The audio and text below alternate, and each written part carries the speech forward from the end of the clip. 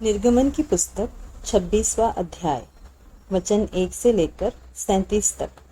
मिलाप वाला तंबू। फिर निवास स्थान के लिए 10 पर्दे बनवाना। इनको बटी हुई सनी वाले और नीले, बैंगनी और लाल रंग के कपड़े का कढ़ाई के काम किए हुए करूबों के साथ बनवाना।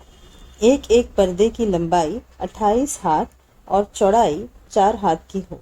सब पर्दे एक ही नाप के हो।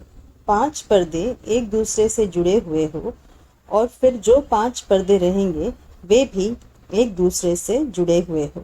और जहाँ ये दोनों पर्दे जोड़े जाए वहाँ के दोनों छोरों पर नीले नीले फंदे लगवाना। दोनों छोरों में 50-50 फंदे ऐसे लगवाना कि वे आमने सामने हों। और सोने के 50 अंकड़े बनवाना और पर्दों के पंचों को अंकड़ों के द्वारा एक दूसरे से ऐसा जुड़वाना कि निवास स्थान मिलकर एक हो जाए। फिर निवास के ऊपर तंबू का काम देने के लिए बकरी के बाल के 11 पर्दे बनवाना। एक एक पर्दे की लंबाई 30 हाथ और चौड़ाई 4 हाथ की हो। 11 पर्दे एक ही नाप के हो और 5 पर्दे अलग और फिर 6 पर्दे अलग जुड़वाना।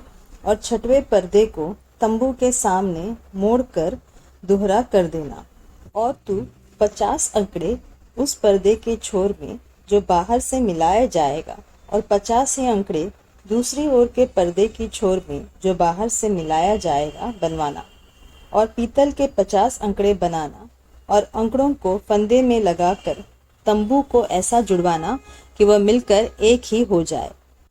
और तंबू के पर्दों का लटका हुआ भाग अर्थात जो आधा पट रहेगा वह निवास की पिछली ओर लटका रहे। और तंबू के पर्दों की लंबाई में से हाथ भर इधर और हाथ भर उधर निवास के ढांकने के लिए उसके दोनों ओर लटका हुआ रहे। फिर तंबू के लिए लाल रंग से रंगी हुई मेढ़ों की खालों का एक ओढ़ना और उसके ऊपर सुइसों की खालों का भी एक ओढ़ना बनवाना। फिर निवास को खड़ा करने के लिए बबूल की लकड़ी के तख्ते बनवाना। एक एक तख्ते की लंबाई 10 हाथ और चौड़ाई 1.5 हाथ की हो। एक एक तख्ते में एक दूसरे से जोड़ी हुई 2-2 चूल्हे हों। निवास के सब तख्तों को इसी भांति से बनवाना।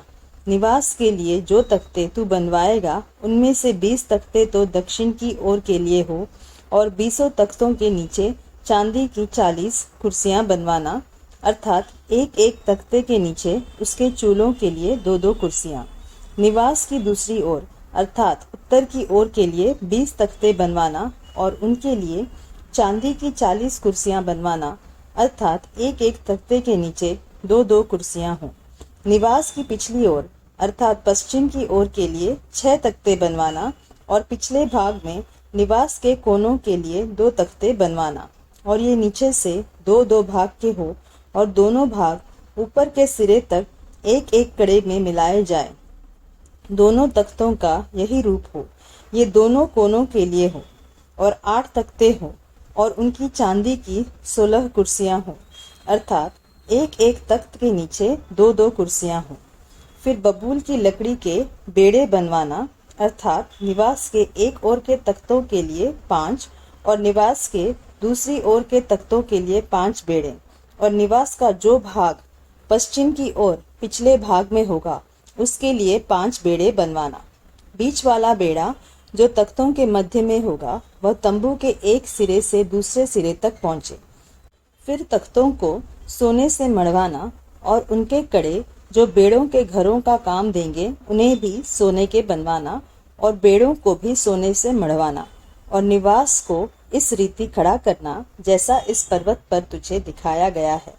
फिर नीले, बैंगनी और लाल रंग के और बटी हुई सूक्ष्म सनी वाले कपड़े का एक बीच वाला पर्दा बनवाना। वह कढ़ाई के काम किए हुए करूबों के साथ बने और उसको सोने से मढ़े हुए बबूल के 4 खंभों पर लटकाना। इनकी अंकड़ियां सोने की हो और ये चांदी की 4 कुर्सियों पर खड़ी रहे। और बीच वाले पर्दे को अंकड़ियों के नीचे लटका कर उसकी आड़ में साक्षी पात्र का संदूक भीतर ले जाना।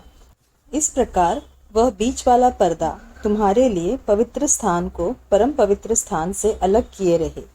फिर परम पवित्र स्थान में साक्षी पात्र के संदूक के ऊपर प्रायश्चित के ढकने को रखना और उस पर्दे के बाहर निवास के उत्तर की ओर मेज रखना और उसके दक्षिण की ओर मेज के सामने दीवट को रखना।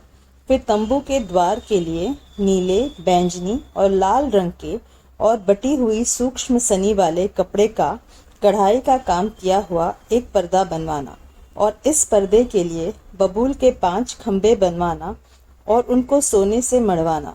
उनकी कड़ियाँ सोने की हो और उनके लिए पीतल की 5 कुर्सियाँ ढलवा कर बनवाना।